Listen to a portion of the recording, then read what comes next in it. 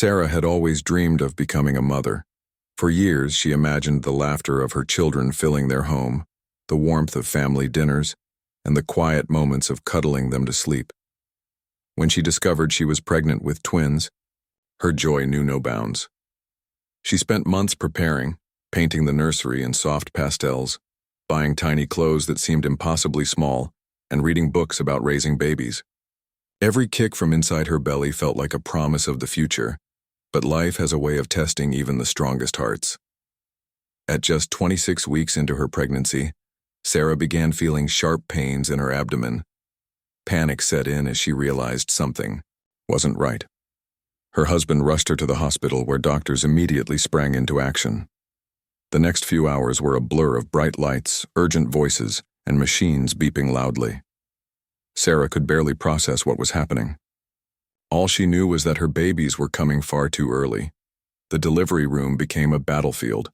Doctors worked tirelessly, trying to save both infants. But fate dealt a cruel hand. One twin, a boy they planned to name Ethan, was stillborn. The silence that followed his birth was deafening. Sarah couldn't hold back her tears as she heard the words no parent should ever have to hear. "I'm sorry." Her heart shattered into a million pieces.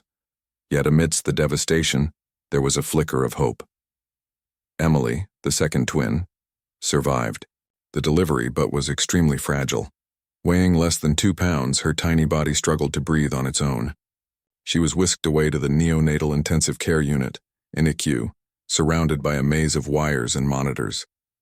Sarah wanted desperately to follow her daughter, to hold her close and protect her from the world, but her own body was weak from childbirth. Exhaustion pulled at her, yet sleep refused to come. In the days that followed, Sarah visited the NICU every chance she got. Each time she sat beside Emily's incubator, staring at her daughter through the clear plastic walls. Emily looked so tiny, so vulnerable, hooked up to machines that clicked and whirred around the clock. Nurses reassured Sarah that Emily was a fighter, but the uncertainty weighed heavily on her. Would her baby girl pull through? Or would she lose another child? Grief and fear consumed Sarah. She couldn't shake the image of Ethan, swaddled in a blanket, being taken away from her arms. His absence left an emptiness she didn't know how to fill. And now, watching Emily fight for her life only deepened her anguish. It felt unfair. Why did this have to happen to her family? She replayed the events over and over in her mind, searching for answers that never came. One evening, as Sarah sat alone in the dimly lit NICU, holding Ethan's blanket close to her chest, a thought crossed her mind. What if Emily needed her brother, not just emotionally, but physically? Could his presence somehow comfort her, give her strength? The idea seemed irrational, maybe even impossible, but Sarah clung to it like a lifeline. Desperation pushed her to consider doing something extraordinary, something that might bridge the gap between life and loss. Little did she know, this decision would change everything. The nights in the NICU were the hardest for Sarah. The hospital corridors were eerily quiet, save for the occasional hum of machines or the soft footsteps of nurses checking on their tiny patients. Sitting beside Emily's incubator, Sarah often felt like she was trapped in a nightmare she couldn't wake up from. Her mind constantly swung between two extremes: the unbearable pain of losing Ethan and the desperate hope that Emily would survive. Each time she looked at her daughter, so fragile, so dependent on tubes and wires, her heart ached with a mix of love and fear. One particularly long night, Sarah found herself clutching Ethan's blanket tightly. It still carried his scent, faint but unmistakable, and it brought both comfort and anguish. She stared at Emily, watching her chest rise and fall unevenly with each labored breath. "You're so strong, my baby," Sarah whispered, tears streaming down her face. But deep down, she wondered if Emily could feel the absence of her brother. Did she know he wasn't there? Could she sense that part of her was missing? As exhaustion took over, Sarah's thoughts drifted to memories of her pregnancy. She had always imagined her twins growing up together, playing, laughing, sharing secrets. Now, that dream seemed impossibly out of reach. Yet amidst the despair, an idea began to form in her mind. What if she could bring Ethan closer to Emily, even just for a little while? What if his presence could somehow offer her comfort, or perhaps even something more? The next morning, Sarah approached the head nurse with trembling hands. "I want to put Ethan next to Emily," she said softly, her voice barely above a whisper. The nurse looked startled, unsure of how to respond. Placing a stillborn child near a living one went against every medical protocol. But Sarah persisted, explaining her reasoning through choked sobs. "He's her brother," she pleaded. Maybe he can help her. I don't know how, but I have to try." After much deliberation, and after consulting with the hospital's ethics committee, the staff agreed to honor Sarah's request. That evening, under careful supervision, Ethan was gently placed inside Emily's incubator, swaddled snugly beside her. The sight was heartbreaking yet strangely beautiful. Two siblings reunited in the most unexpected way, lying side by side despite the vast difference in their circumstances. Sarah watched anxiously, her eyes glued to the monitors, tracking Emily's vital signs. At first, nothing seemed to change. The machines continued their rhythmic beeping, and Emily remained as fragile as ever. But then, something extraordinary happened. Slowly, almost imperceptibly, Emily's heart rate began to stabilize.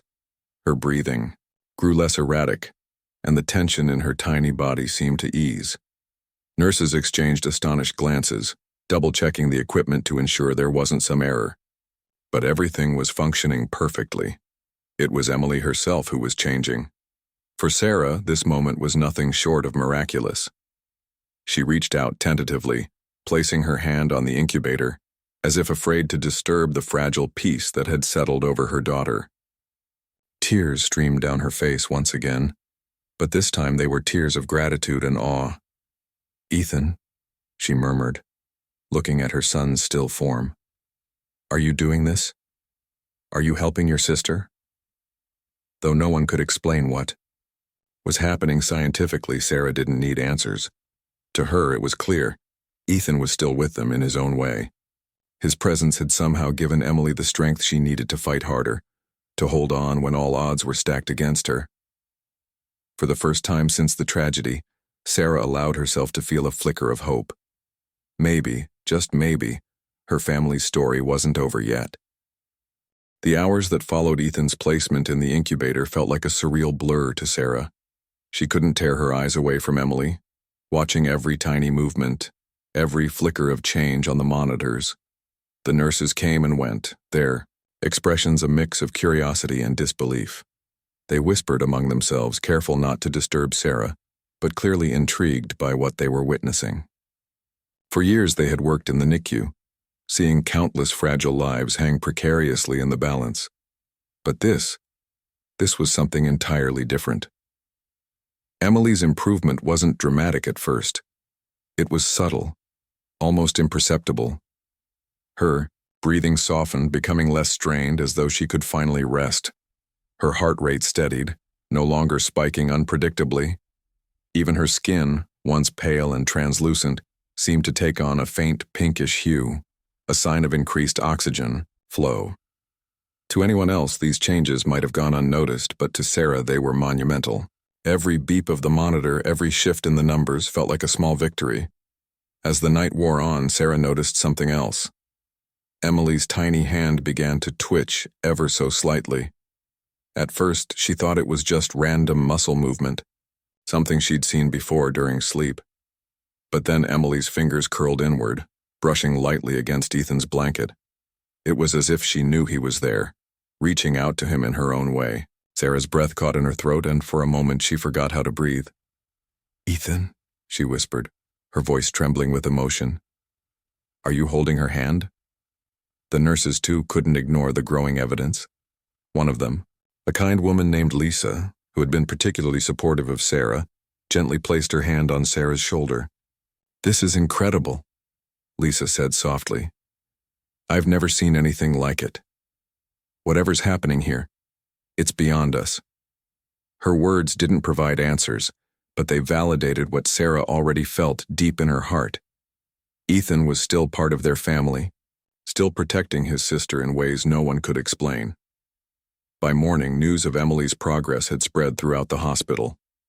Doctors came in to examine her, running tests and reviewing data, trying to make sense of the inexplicable. Some suggested it could be coincidence.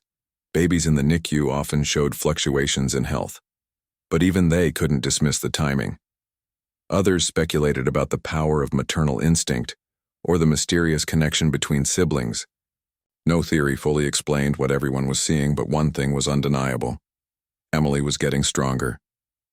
Sarah spent the entire day by the incubator, unwilling to leave Ethan or Emily alone for even a moment. She talked to them both, her voice filled with love and gratitude. "You're such a good big brother, Ethan," she murmured, stroking his blanket. Then turning to Emily, she added, "And you're my little fighter. Together, you're unstoppable." As the sun set outside the hospital window, casting warm, golden light into the room, Sarah allowed herself a rare moment of peace. For the first time since the tragedy, she didn't feel completely broken. There was still grief, of course, an ache that would always linger. But now it was accompanied by something else. Hope. Hope that Emily would continue to grow stronger, that she would one day leave the NICU and live the life she deserved, and hope that Ethan's presence, though fleeting, had left an indelible mark on their family, a reminder that love transcends even the boundaries of life and death. That night, as Sarah rested her head on the edge of the incubator, she felt a strange sense of calm wash over her. She didn't know what the future held, but she knew one thing for certain. Ethan had given her more than just memories. He had given her faith, in miracles, in resilience, and in the unbreakable bond between siblings. As word of Emily's remarkable improvement spread through the hospital, Sarah noticed a shift in the atmosphere around her. The NICU, usually a place of quiet tension and muted emotions, began to feel different, lighter, warmer, almost hopeful. Nurses who had once approached her with cautious sympathy now greeted her with smiles, their eyes shining with encouragement. Doctors, too, seemed more optimistic during their rounds, sharing updates about Emily's progress with genuine enthusiasm. It was as if Ethan's presence had not only touched his sister, but also lifted the spirits of everyone involved in her care. For Sarah, this newfound sense of hope was both comforting and overwhelming. On one hand, she felt grateful for the support surrounding her. On the other, she couldn't shake the ache of knowing that Ethan was gone. Every time she looked at him lying beside Emily, swaddled in his blanket, her heart clenched with grief. Yet at the same time, she found solace in the belief that he was still playing a role in their lives. His sacrifice, or whatever it was that connected them, had sparked something miraculous. She clung to that thought, letting it guide her through the darkest moments. To cope with her swirling emotions, Sarah began writing letters to her children late at night when the hospital was quiet. Sitting in the dim glow of a bedside lamp, she poured her heart onto paper, addressing each letter to either Ethan or Emily. To Ethan, she wrote about how much she missed him, how proud she was of the strength he'd shown even in his brief life, and how thankful she was for the gift he'd given his sister. "You're my little hero," she penned one night, tears smudging the ink. "I don't know why this happened, but I believe you're still here with us, watching over your sister." To Emily, her letters were filled with promises of a brighter future.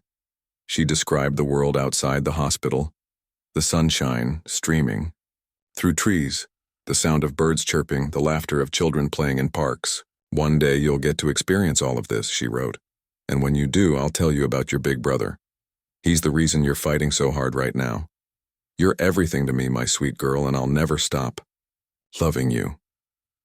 These letters became a lifeline for Sarah, a way to process her grief while staying grounded in the present. They also helped her connect with others in unexpected ways. One evening, Lisa, the nurse who had been so supportive, noticed Sarah writing and asked curiously what she was doing. When Sarah explained, Lisa's eyes softened. "That's beautiful," she said. "Would you mind if I shared your story with some of the other families here? I think it could bring them comfort too." Though hesitant at first, Sarah agreed, realizing that her pain might help others navigating similar struggles.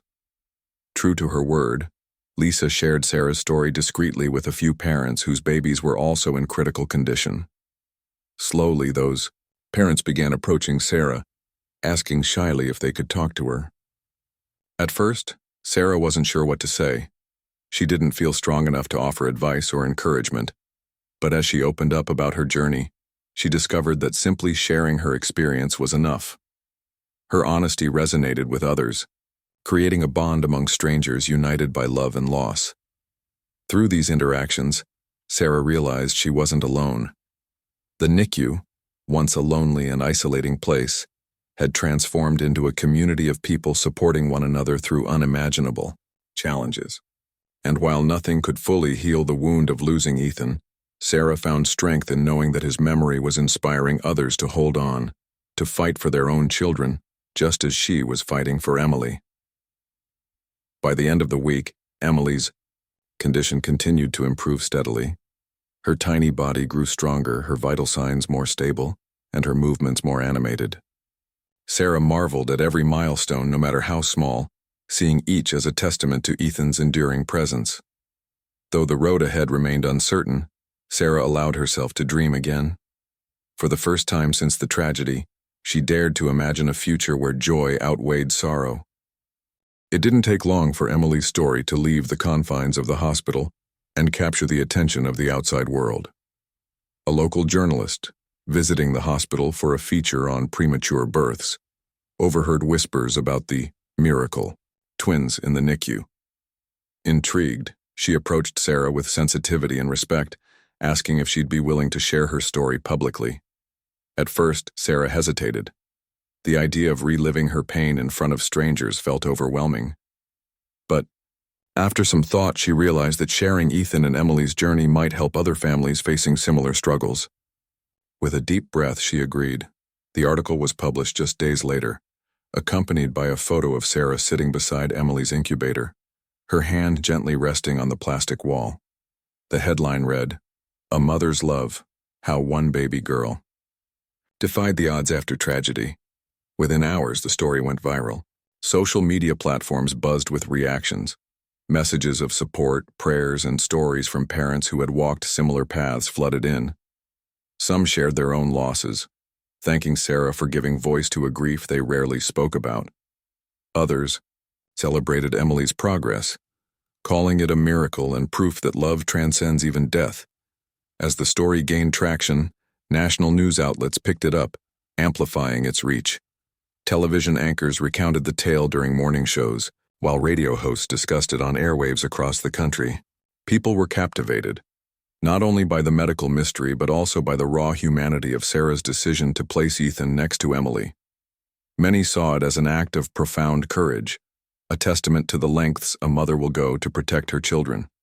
For Sarah, the sudden spotlight was both heartwarming and exhausting. She hadn't anticipated how deeply her story would resonate with so many people. Not everyone reacted with kindness, though. Amidst the outpouring of support, there were skeptics who questioned whether Emily's improvement could truly be attributed to Ethan's presence. Online forums lit up with debates, some dismissing the phenomenon as mere coincidence or placebo effect. Medical professionals weighed in cautiously, explaining that fluctuations in a preemie's health weren't uncommon, and urging against drawing definitive conclusions. While these voices stung, Sarah chose not to engage. To her, the connection between Ethan and Emily wasn't something that needed scientific validation. It was a truth she carried in her heart. Despite the criticism, the overwhelming response was one of compassion and inspiration. Strangers sent care packages to the hospital filled with handmade blankets, stuffed animals, and heartfelt notes for Emily. Charitable organizations reached out, offering financial assistance to help cover Sarah's mounting medical bills. Even celebrities joined the conversation, using their platforms to amplify awareness about neonatal care and infant loss. It was as if the entire world had rallied around Sarah and her family, lifting them up when they needed it most. Through it all, Sarah remained focused on what mattered most: Emily's recovery. Each day brought new milestones, Emily gaining weight, opening her eyes more frequently, and responding to Sarah's voice with tiny movements. Sarah documented these moments, sharing updates online to keep supporters informed. Her posts were met with cheers and tears, further cementing the bond she had formed with her growing audience. Though she never sought fame, Sarah embraced her role as an advocate, determined to turn her family's tragedy into something meaningful. By the time Emily reached 6 weeks old, she was stable enough to begin weaning off some of the machines that had kept her alive. The doctors marveled at her resilience, calling her a fighter. For Sarah, every step forward felt like a gift, one she believed Ethan had helped make possible. As she sat beside her daughter, holding her hand through the incubator, Sarah whispered softly, "Look at you, my brave girl. You're showing the whole world what love can do." The weeks that followed Emily's steady progress were a mix of bittersweet emotions for Sarah. While she rejoiced in her daughter's growing strength, the reality of saying goodbye to Ethan weighed heavily on her heart. She knew it was time to lay him to rest, but the thought of letting him go felt unbearable. How could she say goodbye to someone who had been such an integral part of her life, even if his time with her had been so brief? Every night as she sat beside Emily's incubator, she would talk to Ethan, asking him for guidance and courage. "I don't know how to do this without you," she whispered one evening, clutching his blanket tightly. With Lisa's help, Sarah began planning a small, intimate ceremony. She wanted it to be personal, a reflection of the love she had for both her children. Together, they chose a quiet corner of their backyard under a sprawling oak tree where sunlight filtered through the leaves, creating dapples of gold on the ground. It was a peaceful spot full of life and warmth, and Sarah felt it was the perfect place to honor Ethan's memory. She decided to plant flowers around the base of the tree, delicate blue forget-me-nots and vibrant yellow marigolds, to symbolize hope, remembrance, and new beginnings. On the day of the burial, close family and friends gathered around the tree, forming a circle of support for Sarah. The air was crisp, carrying the faint scent of blooming flowers. A gentle breeze rustled the branches above, almost as if nature itself was acknowledging the moment. Each person held a candle, its flickering, light casting soft glows on their faces. Sarah stood at the center, cradling Ethan's swaddled form in her arms for the last time. Her hands trembled, but she willed herself to stay strong. For Ethan, for Emily, and for herself. As the ceremony began, Sarah shared stories about her pregnancy, the joy of discovering she was carrying twins, the dreams she had envisioned for them, and the love that had grown with every flutter of movement inside her belly. Her voice broke often, but she pressed on, determined to give Ethan the tribute he deserved. "You may have only been with us for a short time," she said, tears streaming down her face, "but your impact will last forever. You're my little angel now, watching over your sister and guiding her every step of the way." When it came time to lower Ethan into the ground, Sarah hesitated, her knees threatening to buckle beneath her. But then she noticed something, a single butterfly fluttering nearby, its wings painted in shades of orange and white. It hovered gently before landing on the edge of Ethan's blanket. To Sarah, it felt like a sign, a message from Ethan telling her it was okay to let go. Taking a deep breath, she kissed his forehead one final time and placed him carefully into the earth. As the soil covered him, she whispered, "Rest peacefully, my sweet boy. I'll never stop loving you." Afterward, everyone took turns planting the flowers around the tree. They worked silently, their actions speaking louder than words ever could. By the end, the area was transformed into a beautiful memorial, a living reminder of Ethan's presence in their lives. Sarah tied a ribbon around the tree trunk, vowing to return often with Emily so they could sit together and talk about him. In the days that followed, Sarah found comfort in visiting the tree. She brought Emily along whenever possible, placing her gently on a blanket near the roots. Though Emily was still too young to understand, Sarah spoke to her softly, sharing memories of her brother. "This is Ethan's special place," she told her daughter. "He's always here with us, even when we can't see him." Though the pain of losing Ethan never fully disappeared, Sarah began to find peace in knowing that he would always be a part of their family. His legacy lived on, not just in the flowers or the tree, but in the bond he had created between his mother and sister. And as Emily continued to grow stronger, Sarah felt certain of one thing. Ethan's love had set them on a path toward healing, lighting the way forward even in the darkest moments.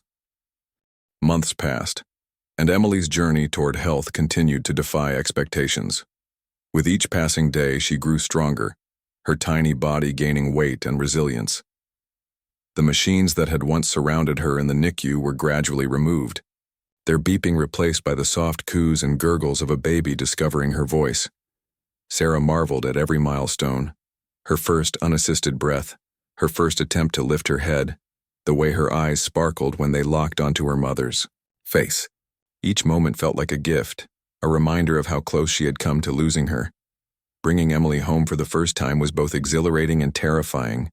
The house, which had once felt so empty, now seemed alive with possibility. Sarah decorated the nursery with fresh flowers and hung photographs of Ethan on the walls, creating a space where both children could exist together in spirit.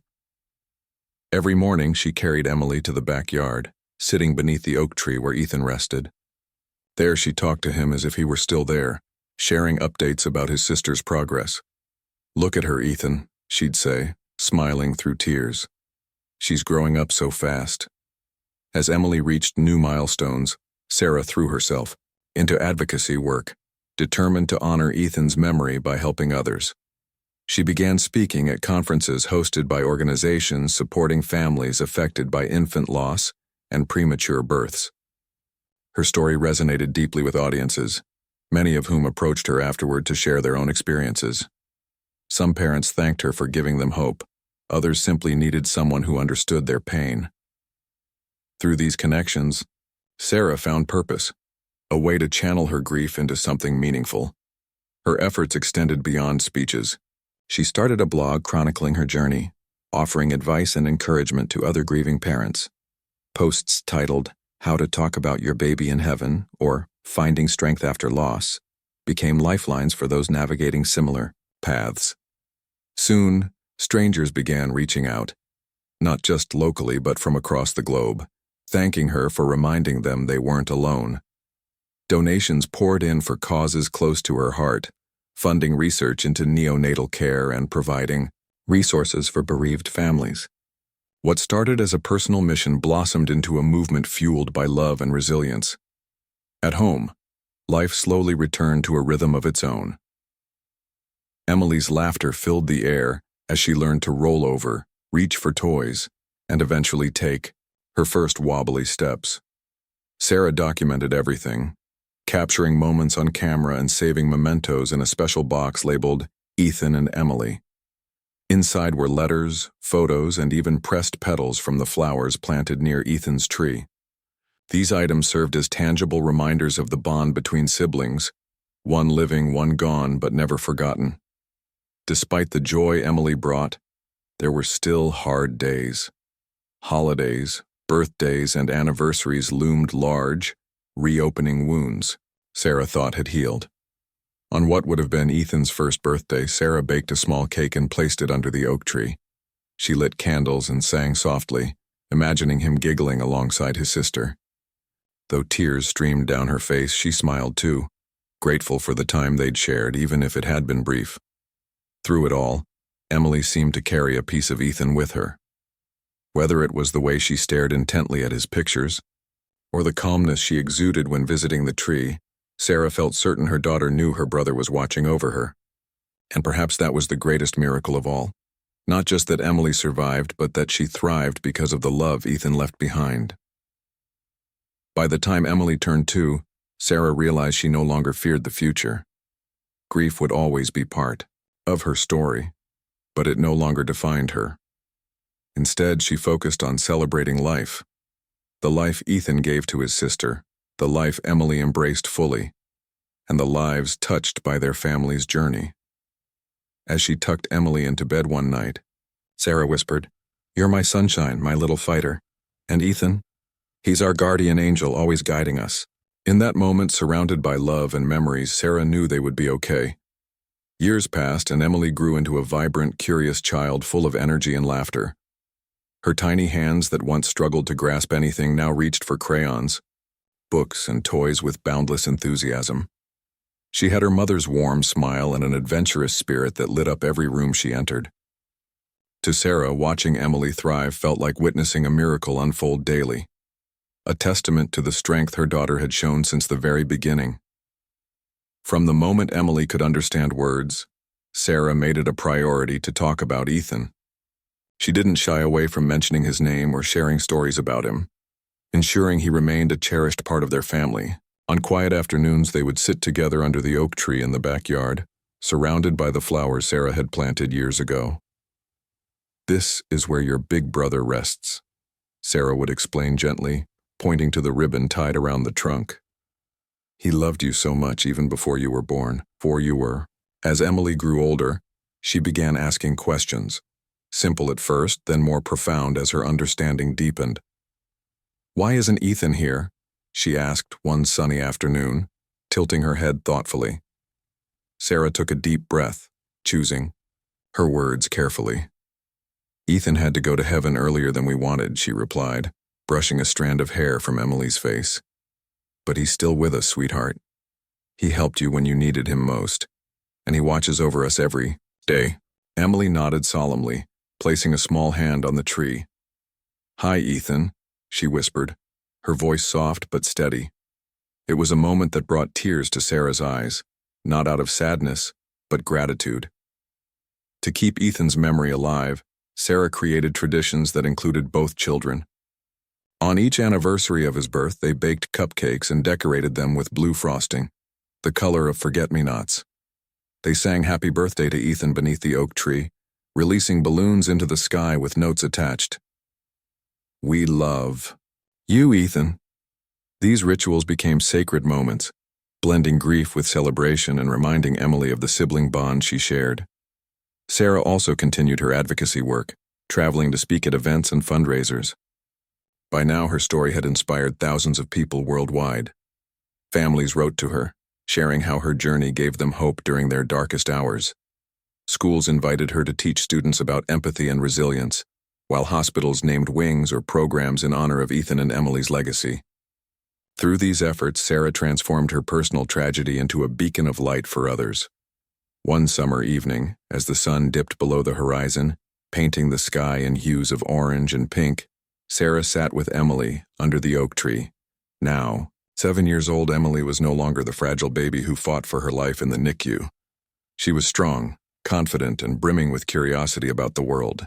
As fireflies danced around them, Emily turned to her mother. "Do you think Ethan's proud of me?" she asked, her eyes wide with wonder. Sarah smiled, pulling her daughter close. "I know he is, my love. You're living proof of how powerful love can be. Ethan gave you his strength, and look at everything you've accomplished because of it." Emily beamed, leaning her head against Sarah's shoulder. For a few moments they sat in silence, listening to the rustle of leaves and the chirping of crickets. It was peaceful, a reminder that life, though imperfect, was beautiful. That night, as Sarah tucked Emily into bed, she reflected on how far they'd come. The road hadn't been easy, but it had taught her invaluable lessons about love, loss, and healing. Ethan's presence might have been fleeting, but his impact was eternal. His memory lived on in Emily's laughter, in the flowers blooming under the oak tree, and in the countless lives touched by their story. Before turning off the light, Sarah kissed Emily's forehead. "Good night, my sweet girl," she whispered. Then, glancing toward the window where the stars twinkled brightly, she added softly, "And good night, Ethan. Thank you for always being with us." In that quiet moment, Sarah felt a profound sense of peace. Though her heart still ached for the son she lost, it overflowed with gratitude for the daughter she still had, and for the unbreakable bond between siblings that transcended even death.